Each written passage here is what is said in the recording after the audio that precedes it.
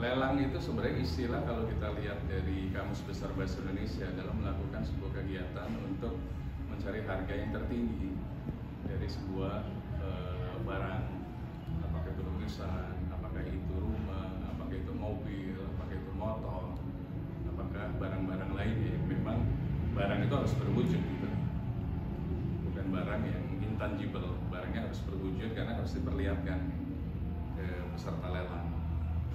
Oke, ini abang sendiri melihat kasusnya Atta ya, yang lelang headbandnya dan mendapatkan lelang sebesar itu 2 miliar. Nah, seperti apa ya bang? Oke, sebuah pelelangan itu sebenarnya hal yang lumrah. Artinya tidak ada sebuah kegiatan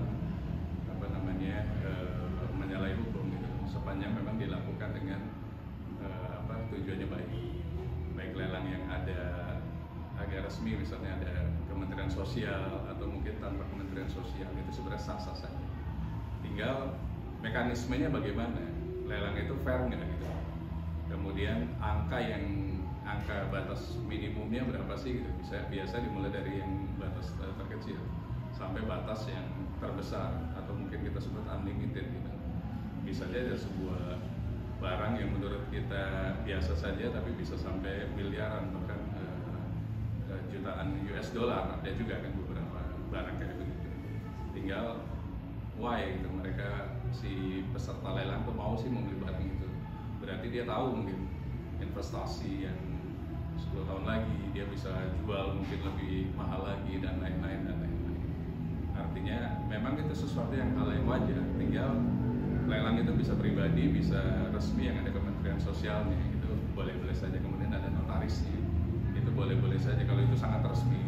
Tapi mayoritas sekarang itu kan online karena lagi pandemik kan, jadi bisa aja lelang tersebut online. Karena sebelumnya kan lelang harus hadir gitu, membawa bendera kan, saya nilai sekian, nomor sekian, naik berapa, kayak gitu-gitu kan. Tapi ya ini sudah terjadi, lelang Atta juga sudah terjadi juga. Tinggal apakah berdampak terhadap permasalahan hukum berikutnya kan begitu. Bila peserta lelangnya, pemenangnya itu mendapatkan atau memberikan harta dari sesuatu yang tidak patut, misalnya seperti pencucian uang dan lain-lain. Nah, tinggal dilihat di sana. Sebenarnya kalau menurut kami sebagai praktisi hukum, nggak ada permasalahan hukum sebenarnya, karena kita kan nggak mungkin bisa detect kan peserta ini menggunakan uangnya dari hasil korupsi APBN, korupsi APBD, atau mungkin pencucian uang, atau penipuan, atau penggelapan. Bagaimana kita mendetek dari awal bahwa peserta itu uangnya uang tanda kutip tidak patut gitu kan?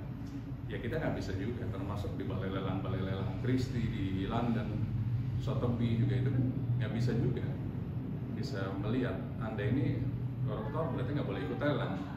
Dari mana parameterized-nya gitu. Jadi pasti diizinkan semua sepanjang ada, kalau resmi itu ada biaya pendaftarannya. Misalnya lelang mobil, harga mobil itu 1 miliar, minimum biasanya 10%, berarti harus memberikan DP dulu, bayar keseriusan gitu. Dia bayar katakanlah misalnya 100 juta, baru dapat list peserta lelang yang sah.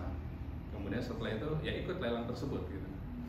Tapi sekarang kan nggak perlu bayar DP kan, karena kita nggak tahu harga yang tepat barang tersebut berapa gitu. Akhirnya ya udah minimum berapa, nanti tertinggi yang menang. Nah, berarti kalau lelangnya Atta itu sah atau tidak? Lelang secara pribadi sebenarnya sah-sah saja, tidak melanggar hukum gitu.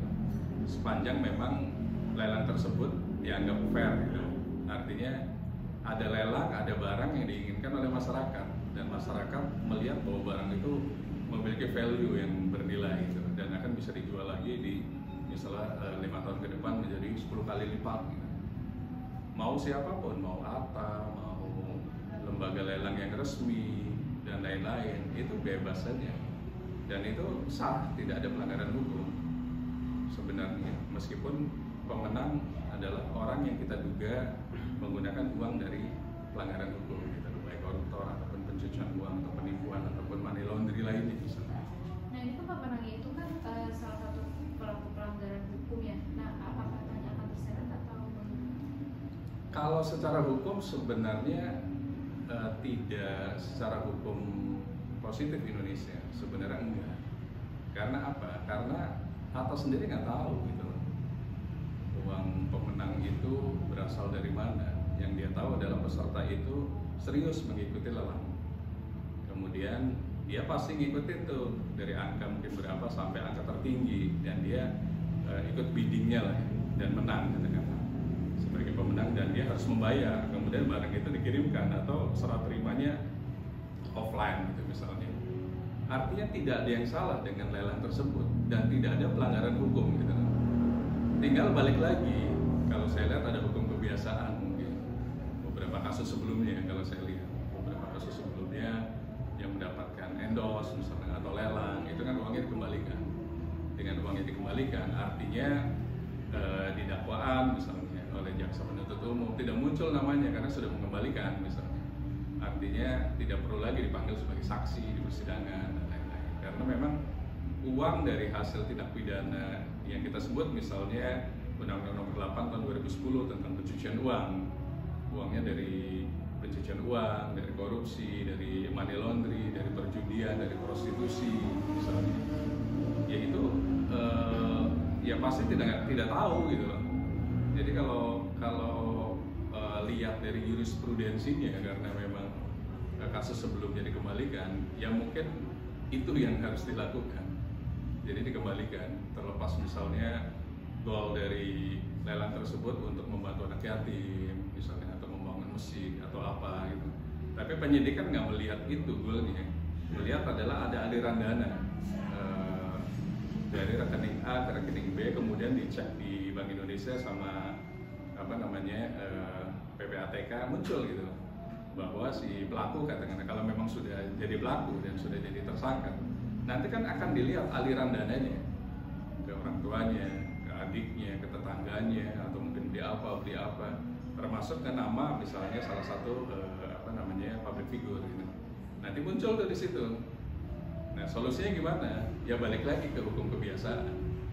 Memang kalau secara hukum positif Indonesia nggak perlu dikembalikan, tapi kita lihat hukum kebiasaan yang sebelum-sebelumnya dikembalikan.